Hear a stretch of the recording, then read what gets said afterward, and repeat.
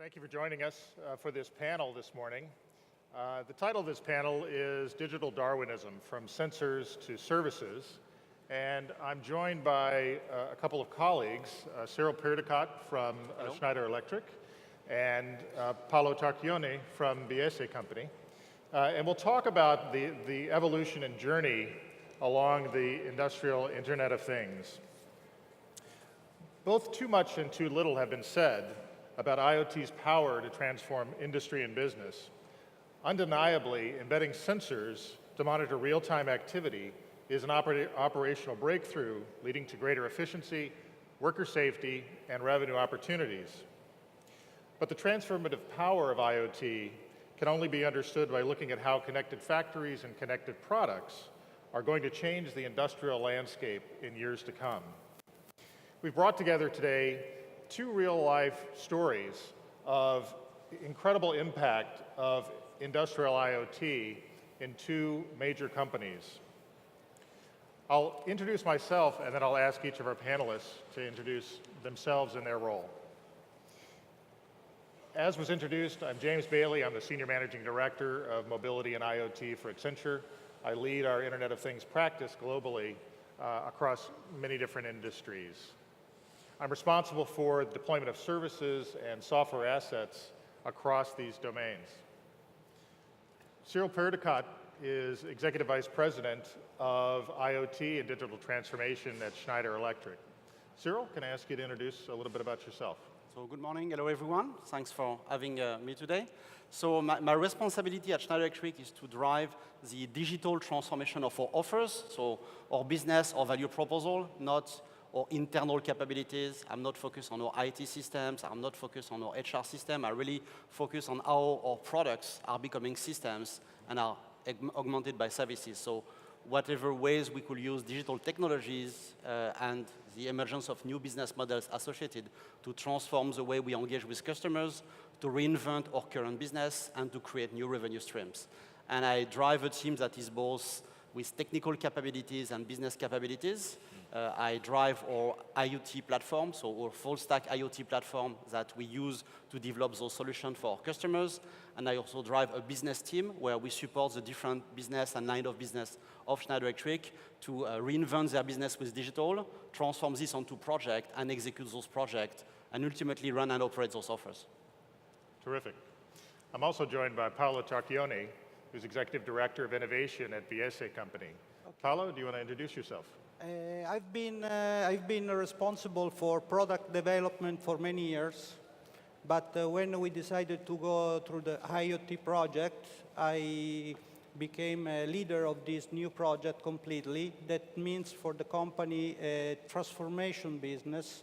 So we start with a pilot and then with a business case, and we decided to make a complete, let's say, revolution inside the company, let's say, in terms of organization, in terms of business.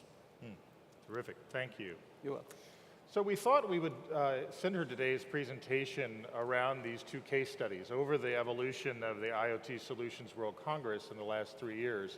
I think we've seen an evolution from concepts to prototypes and experimentation to real production implementations that are having impactful ways on various businesses and industries. And in these two examples, I think it will provide a very compelling case study for the IoT journey. So let's start, maybe Cyril, with you around the Schneider Electric journey. How did the journey begin, and what are some of the opportunities and challenges that you found along the way? So if you look at the perspective of Schneider Electric, what we call IoT today is at the same time something that has been existing for a long time in our industries, connecting things on-premise, processing data for our customers, helping them to manage their operation is not new. But what has really fundamentally changed in the last 5 years is the opportunities that are created by new technologies. So in what we have been doing in the past 5 years, in our history, we have, of course, started with technology. But what we have learned in the journey is that technology is just a foundation, and we have learned to be much more focused on customers, much more focused on value proposal, and really refine what we do on IoT, really on what kind of real customer problem do we want to solve. Because I think one of the fundamental challenge with IoT is the risk of building solutions that are looking for problems to solve because you end up being too much focused on technology. By being focused on customers, value proposal, and real problems, then you are able to translate the opportunity of IoT onto solving real customer problems. And at Schneider Electric, we are not trying to solve every problem of the world. We focus on 4 vertical markets, building data centers, the grid, and industries. And those 4 industries together represent 70% of the world energy consumption. And our goal in those industries is to help our customers be more efficient and be more sustainable at the same time.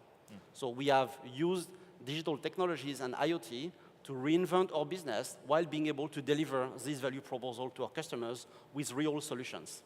It's a great story. Paolo, how about you? How did the digital journey begin at BSA, and what are some of the opportunities and challenges you've seen? We start, as I told you, in 2 different ways, so with 2 parallel projects. One was to test the technology, so we did the pilot, and we built machinery, so we are in the business of industrial machinery, and we test with the pilot how our machine can be connected with the IoT world.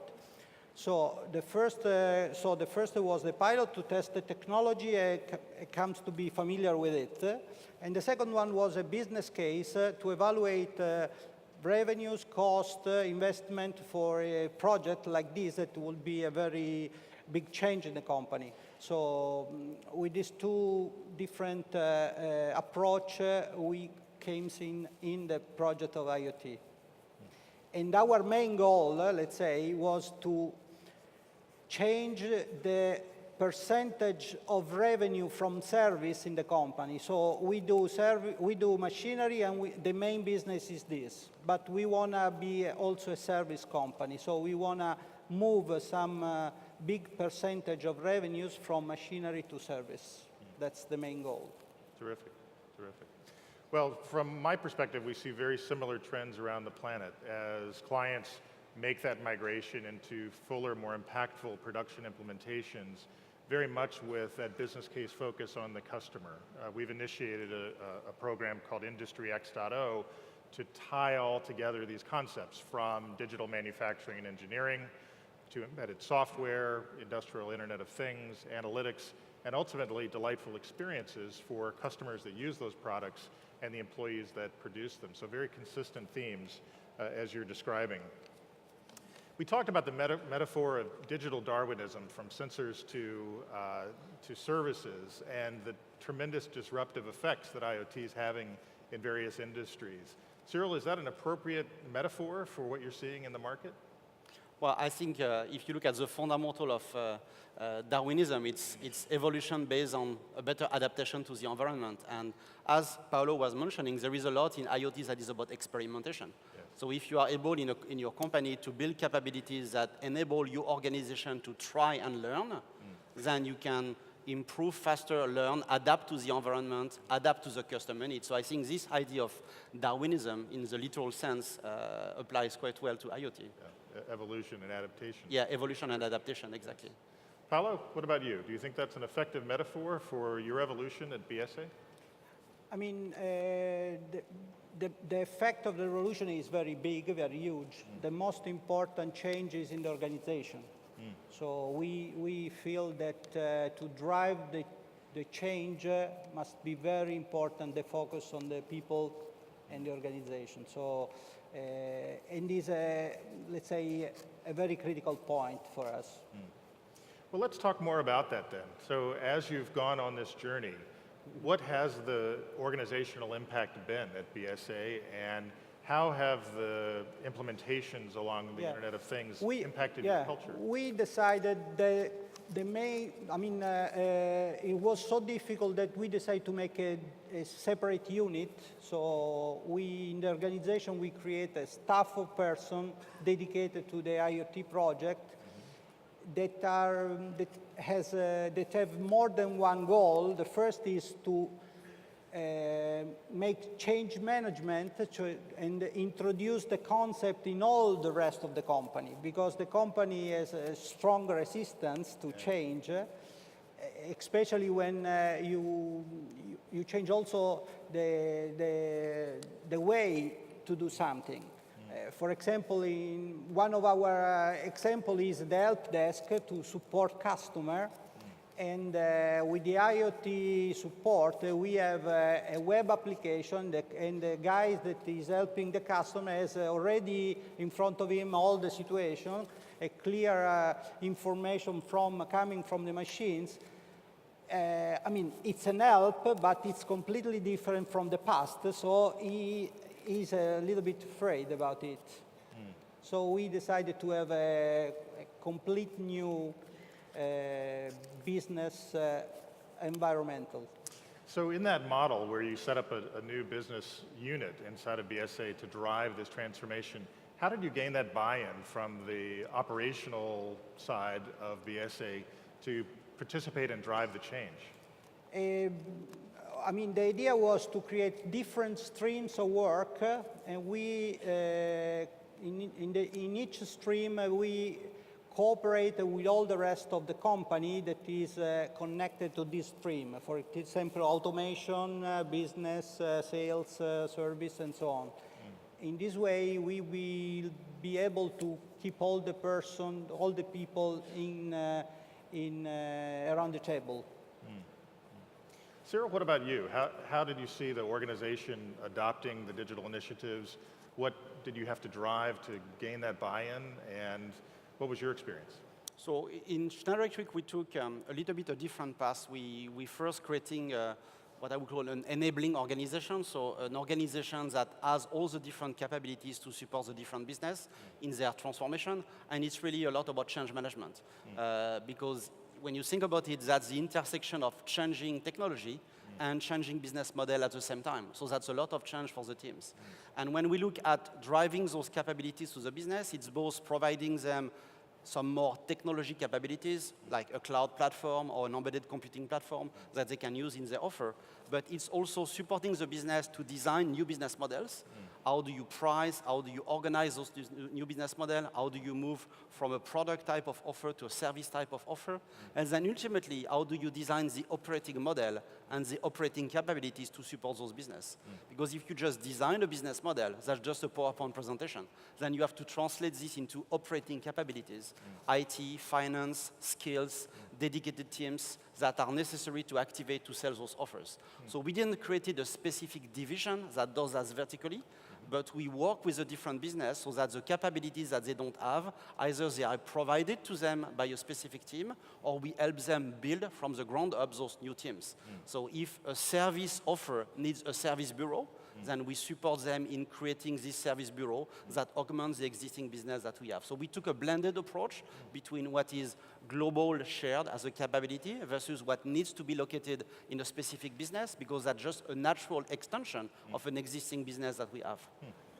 Well, sounds like true transformation at Schneider Electric, and that IoT is only one component of the larger transformation program. In that model, how did you gain the buy-in and drive the transformation in the various business units that have a day-to-day business to run every day? So I think for me, the most important focus is being focused on the business itself and on the customer. It's really building a process, building an approach that replicate what any startup will do, for example. So bringing the customers as early as possible in the process, experiment with customers, again, to be sure that we do solve real customer problems that are not only interesting for the customers, but that could be monetized. Because if a customer doesn't see a value associated to solving a problem, why will he pay for the service or for the product? So really being focused on those two aspects, the technical aspect, which is how do we experiment, as Paolo said, build a solution, experiment the technology, prove the feasibility of something, and at the same time, designing the business model and the operating model so that we can make this a business at scale across the organization. Well, very consistent with what we've seen across our business as well, where it's ultimately customer-driven, very business-focused, and technology is really the enabler to that outcome. And when we say IoT, you said IoT. For me, IoT is just the technology context of all this. It's just the enabler of a broader scope of things that goes across our industries. Yeah, very good point. Paulo, what about you? How did you drive that buy-in in the various business units that are operating every day to participate and help drive the transformation? Yeah, what we did, we focus on customers, and we make some customer, let's say, workshop with our salespeople and service people in order to understand the value for the customer.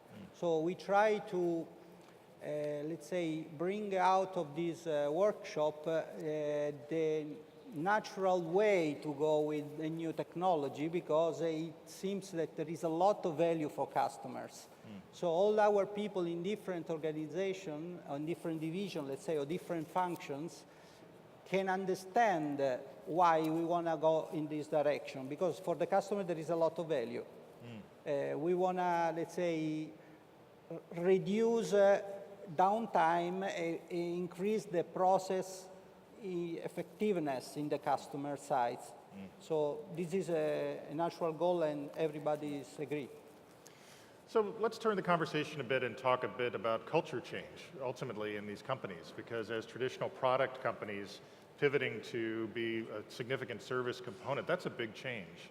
So Paulo, maybe starting with you, can you just comment about the company culture and how it has evolved in this change to support the pivot? I mean, it's IoT and all this change, let's say, drastically change in the company. First of all, must be decided on top level. So you need the commitment of the top level of the company. Otherwise, it's very difficult.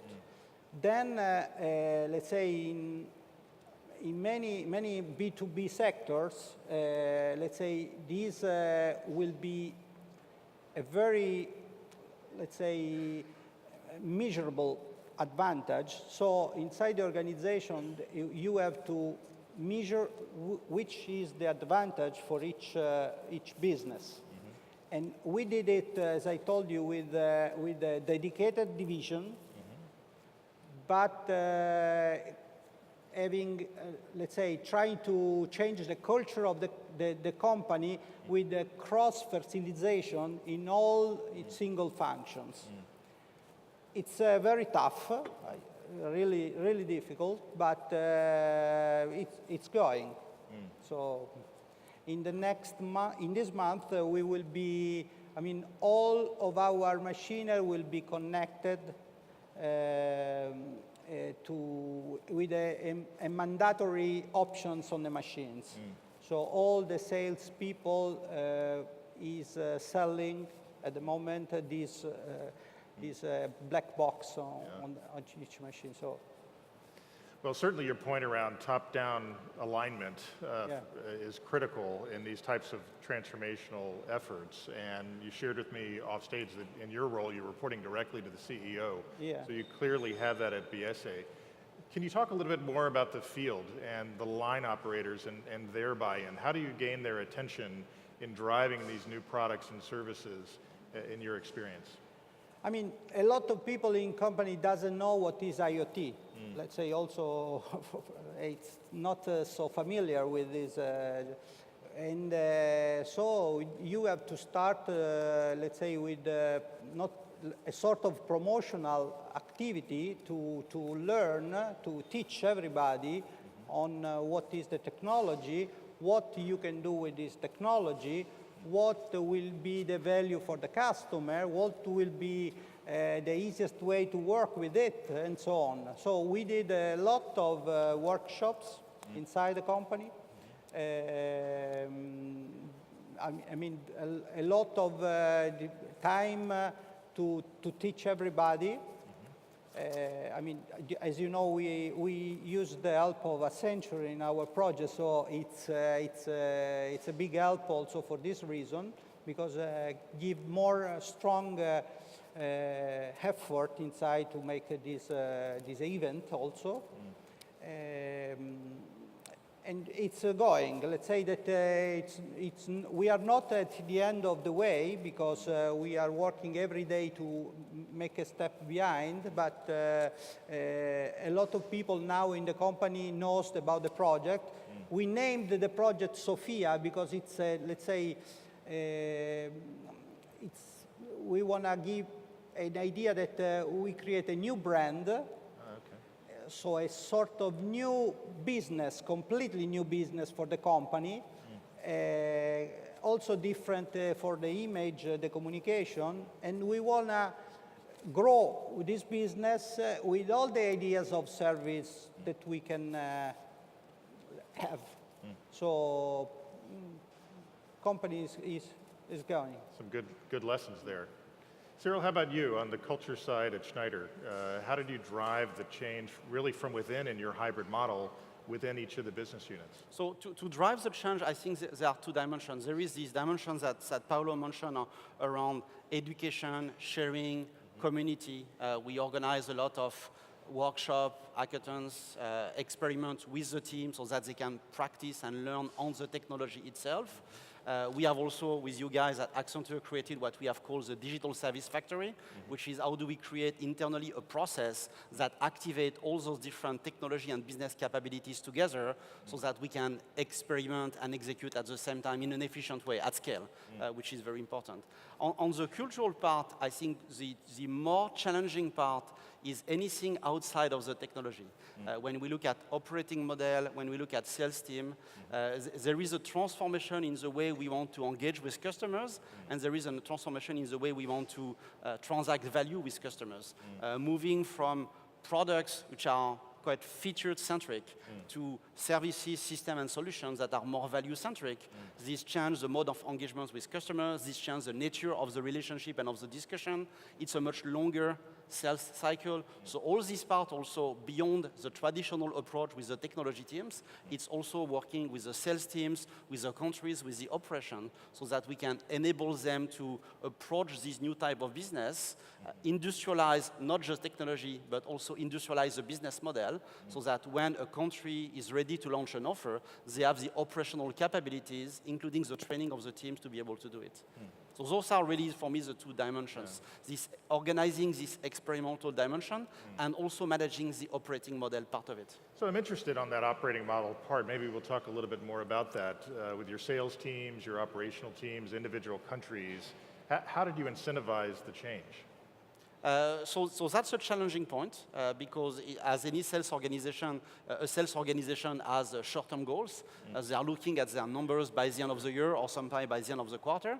But I think by putting the customers in the process, then the teams understand that even if there is not immediate short-term business impact like an order tomorrow, then this is something that is very important for customers. This triggers new conversation with customers that are more strategic. This reinforces the relationship between the sales team and the customer. And ultimately, this drives the business. Because there is nothing better than having a more insider strategic knowledge of what your customer really needs and what are your strategic challenge. And by looking at IoT services and solutions, you get that insight and that knowledge. And that's conversations like customers are very interested to have. Well, again, to your point around customer centricity, driving value from the business transformation enabled by the technology and approaching it in that order. So I think it reinforces your earlier point. I wanted to talk a little bit about employees as well. Can you maybe talk a little bit about the line impact to operational employees and the way they conduct their jobs in this digital era with new product offerings and new types of services? Can Paolo maybe comment on your workforce? It's an early stage for this big change, but for example, the scientific analyst will be a necessary job for the next years. What we did is make an agreement with some university to create a group of new guys that are learning about the statistics and so on. We start to involve them in a new predictive analysis and to be ready for the next 2-3 years. In the next 2-3 years to have this new job. Other big impact in the factory that we don't have that because we still have the same, let's say, people, but not new job for So then maybe on the point of analytics, clearly there's a bold new world as we connect all the machines in your business and your customer's business, new insights and new analytics that are coming from that. Where are you on that journey in terms of driving the data science around the learnings that you're now achieving? The idea is that, I mean, with this amount of information that we collect from machines, we can give to customers some suggestions how to use the machine. We can predict some mail failure. We can make some suggestion how to use better the machine. So we can give upgrading with software. So there is a lot of things that we can offer to customer to reduce his downtime of the machines and increase his efficiency. So the goal is that the customer will have a better production, and then he will recognize the value of our service and pay for it. But first of all, we need to demonstrate that we create value for him. Yes, yes. Well, I know you've been recognized by the market in the shareholder value you've created by this pivot to services in your digital transformation. So congratulations. Yeah. Cyril, how about you in the role of analytics? And is that a capability that was largely resident in Schneider, or is that something that you've had to build or are building in order to complement the transformation you've been driving? So that's clearly a fundamental capability. I think if you look at IoT only on the perspective of connecting things and collecting data, you just create a bigger problem than you already have, because customers don't want additional data, they don't want nice curves and graphics, they want problems to be solved. Right. So for me, analytics and AI more and more is the engine that transforms data into information, adding context and information onto insights. And then what I was mentioning before in terms of business models, then how do you monetize this business insight? It's fundamentally how do you design a business model that is relevant to monetize those insights. So at Schneider Electric, we had teams that we developed organically around analytics. We recruited people in our different field of expertise. We recruited people because we also made partnership with universities so that we were able to recruit PhDs. So that's one aspect. We also partner with a lot of startups. It's really a very important dimension of our strategy to be augmented by an ecosystem. We cannot be specialized on everything. So we really build capabilities so that we can extend what we have with specialized company. And being exposed to the outside world and to the ecosystem, it's also important to ramp up the competencies of our own people, learn by being exposed to different contexts. So there are multiple dimensions on how you ramp up on analytics, but clearly for me, that's a core strategic competencies that any single company in that space has to build, but not generic capabilities. Capabilities that are focused on what are your core domains of expertise. Yes. Again, I mentioned earlier, we are focused on some categories of customer problems, so we build analytics and AI capabilities that are on this. We don't build generic deep learning capabilities. We build deep learning applied to energy management or sustainability, for example. Right. That's very consistent with what we're seeing as well. It's all about tying it together, not just about IoT and connectivity and sensors, but the digital manufacturing disciplines that go around it, the embedded software capabilities to really look at products not in the traditional way, but as containers for software, having deep differentiated analytics capabilities as a basis for competition and really differentiation in the market, and ultimately driving towards those customer-centric experiences that have not been possible to date. So very consistent execution of the vision. Maybe asking in your journey, in the audience, I'm sure there are many folks that are just beginning their journey. You gentlemen have been in this process for a number of years now, so maybe comment on any surprises that you've seen along the way, both positive and negative surprises that you wouldn't have seen at the outset. So Cyril? Surprise. So I think I have heard a lot of people around us in the environment saying that customers are conservative, this is too much of a change, they are not ready for it. I think the reality is different. I think if you focus on the right problems, the attractivity of IoT for customers is real. If you just describe generic capabilities, this brings more questions But if you focus on some very specific problems that is relevant to their strategies, there is a lot of attractivity. And then you can debate between what is complex versus what is easier to do. There are conversations around data privacy, cybersecurity. Are challenging topics, but they all have solutions. So that's one category of surprise. Challenges is, for me, more the internal transformation, so this notion of operating model and how we reinvent our operating model in the context of new services, more than the technology itself. On the technology part, either we are a technology company at Schneider Electric, we sell technologies, that's who we are, and either we have the right technology capabilities or we have the right fantastic partners to have this. So that's not, for me, the most complicated problem to solve. The most challenging part is that how do you reinvent the way to do business? Because it's fundamentally different. That has been the most challenging part in all that journey. But we are making great progress. We have a lot of offers in productions and on the market. So there is a kind of snowball effect. The more we do, the more we learn, and the more we feel we can accelerate. Yeah, and that's great advice in this digital age, even though we are in a very different time with unbelievable capabilities around AI and robotics and IoT. A lot of those basic fundamentals about being business-driven, business-focused, very customer-centric and tangible is, universal to many of these journeys. Paulo, how about you? Any surprises along the way? The main surprise for me is that starting with this digital transformation IoT project, I see that nothing is already designed. So we are completely on a new way, and every day we can think to something more. So it's an enormous opportunity. When you say probably a Darwinism situation, because a company that can utilize completely this change in technology will have an enormous competitive advantage. So my surprise is that we are, let's say, dealing with something that give us a lot of chance that we cannot design before starting.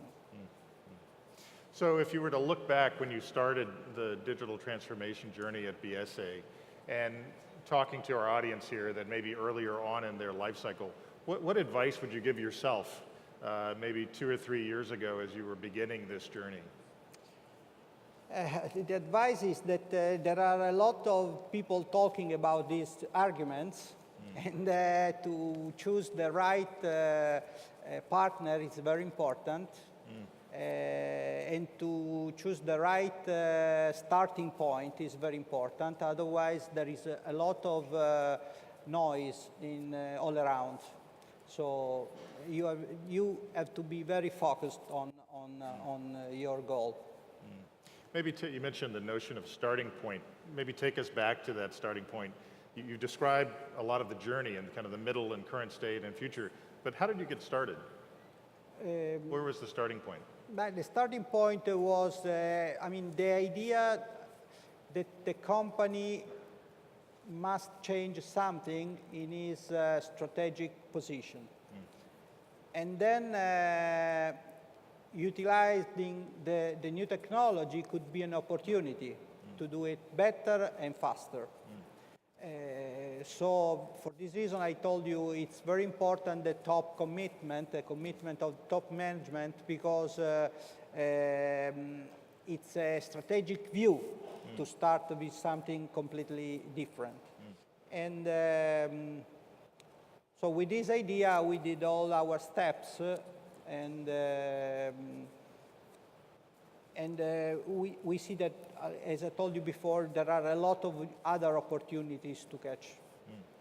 So it sounds like this was a central part of your strategy, the digital transformation, because you had a burning platform in the business. Is that correct? Yeah. Yeah, great. Cyril, how about you? Any advice that you would give to yourself maybe 2 or 3 or 4 years ago as you were beginning this journey? So I think if I look at the journey, the commitment from the top management, the fact that digital is really a core pillar of our strategy, even in the case of Schneider Electric, the center point of our strategy is extremely important. Paolo mentioned a lot of great points. I think there is a lot of background noise. There is a lot of people talking about it. I think what is important is to do it and learn from doing it and maybe making mistakes, but then really learning. And learning make your organization learn by doing, by experimenting, by engaging with customers in real conversation about digital, and to the risk of repeating myself, not focus on capabilities, but more focus on real customer problems.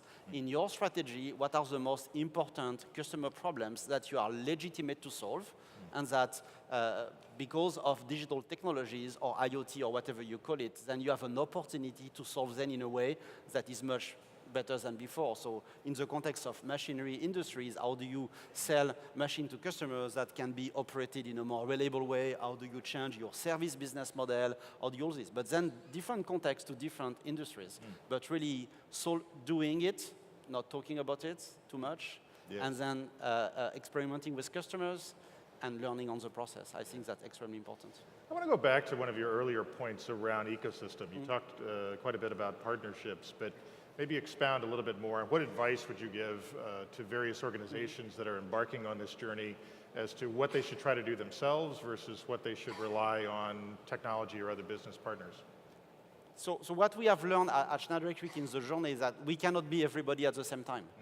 We cannot be an OT company like we are, an IT company at the same time, an AI and analytics startup at the same time. We cannot be all of those. So you have to know who you are, what is really your core in your strategy, and then assemble around you an ecosystem of partners that have a joint strategic interest with you in the verticals that you target. So that's in our 6 specific domains of expertise in Schneider Electric, whatever we speak about, power management, building management, IT, machines, plants, and the grid, which are our 6 domains of expertise.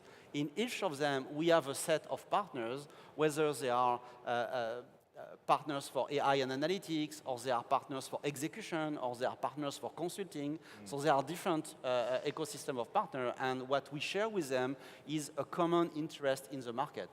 And one point that we should not forget is the beauty or the magic of IoT. It's about extracting value that exists. It's not about moving value from somebody to somebody else. It's about data. It's about trapped value within your customers. So how do you unlock this value? If you are the enabler of unlocking this value, then you can create an ecosystem that has a common interest in terms of producing more business out of these values that you can unlock. Yeah, really attracting those partnerships. Exactly. We talk a lot about unlocking value as well. Paulo, how about you? What advice would you give to people starting this journey around what should you look to do yourself versus what should you look to partners? The main advice is to make the right choice of the partner or the people that can help you to approach this project. It's important knowledge and expertise. So, as Cyril say, we have to be focused on our core. We need to extract information from our machines and from our business, and we need the help of people that are capable to give us support for all the rest. So thank you to Accenture for the help. Sure. Well, we've focused mainly in the panel on the stories to date, to be very tangible as to what these 2 companies have accomplished in their digital transformations. But let's pivot the final question to the future. Cyril, for Schneider Electric, as you look in the next 3 to 5 years of your transformation, tell us what do you think that will bring and how that will continue to evolve at Schneider? So the first dimension I want to highlight, I think the key thing for us is scale. I think it's the trap of many IoT projects that are observing around me is to have customers or partners that are trapped in the experiment stage. So experimenting is very important, we spoke about it, but then ultimately if you want to grow a business out of this, you have to organize how you scale this business, and you have to decide to stop initiatives that are nice, interesting experiments, but that cannot scale very well. So scaling this so that we can both address our full geographical landscape, but also support our global customers that want to be able to benefit from those offers, not in some specific countries, but globally. We have two extreme type of customers at Schneider Electric. We have large multinational companies that operate in multiple countries. This requires a certain set of capabilities. And we work with a lot of medium and small size companies that want different things. So in those two categories of customers, scale is important for different reasons. So for me, that's the number one thing. The number two thing is really accelerate around analytics and AI.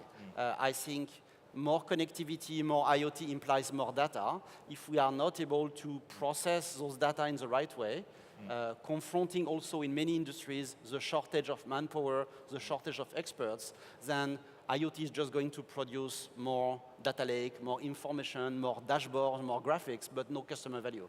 So leveraging the advance of AI and analytics to be able to bridge this gap between data, information, business insight is going to be, in our domain of expertise, a top priority in the years to come. Yeah, I think that's terrific advice. And organically and with partners. Yes, Okay. exactly. Paolo, how about you?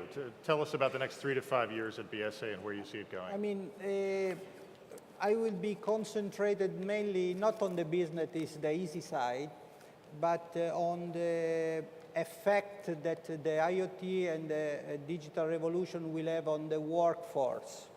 We will have a big change in terms of world of work. And as top management, we have to handle and to lead and to anticipate.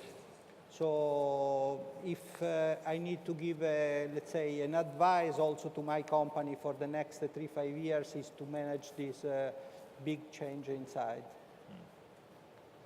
Well, great. We'll bring our panel to a close. I think we've had some great messages today, and hopefully it's been helpful to hear these two tremendous transformational stories. A lot has been accomplished to date, but the notion of customer centricity, the overall business model transformation, the importance of many different elements beyond just IoT, criticality of analytics, artificial intelligence increasingly, and the change management of these transformational programs in each of these businesses, and I'm sure many of yours as well. So I want to thank our panelists, Paolo Tarchieni and Cyril, for joining us today, and thank you for your attention, and enjoy the rest of the Congress. Thank you.